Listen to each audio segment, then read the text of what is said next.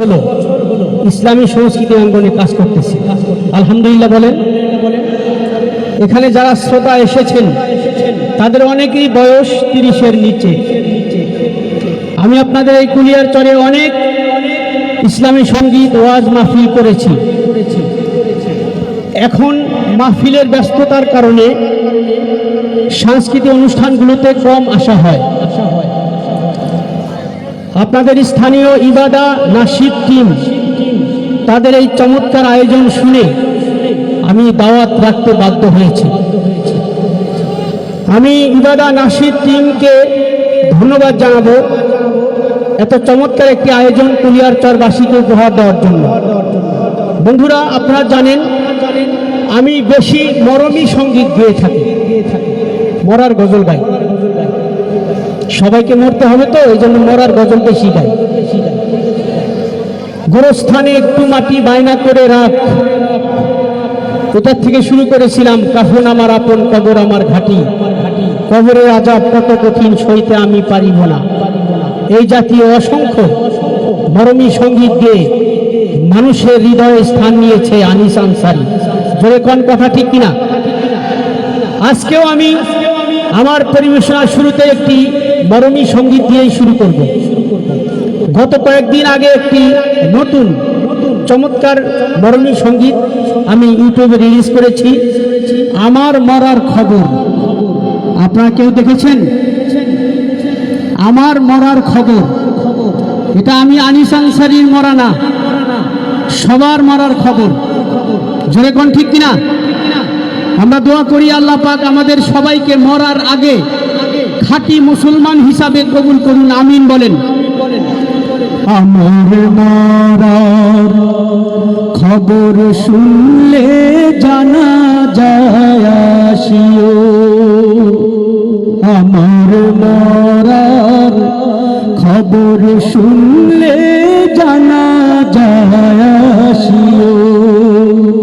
ফাতে হয় খিলাস দরুদ পড়ে, ফাতে হয় খিলাস দরুদ পড়ে দোয়া করিও,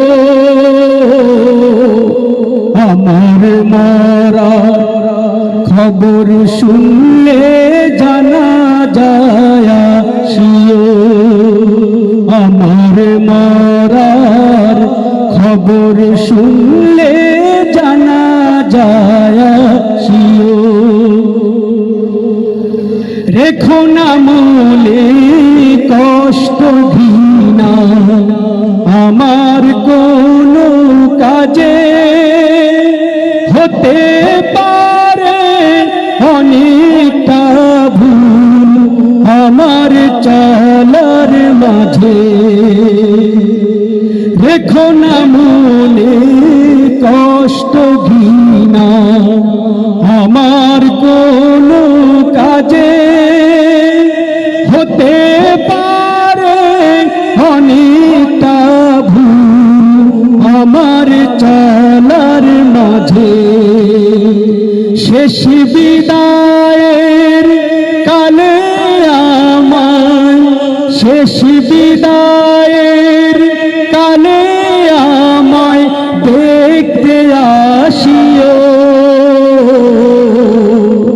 আমার মরার খবর শুনলে জানা যায় আসিও, আমার মরার খবর শুনলে জানা যায় আসিও। ফাতে হয় খিলাস দরুদ পড়ে দোয়া করিও, আমার মরার খবর শুনলে জানা যায় আসিও, আমার মরার খবর শুনলে জানা যায় আসিও।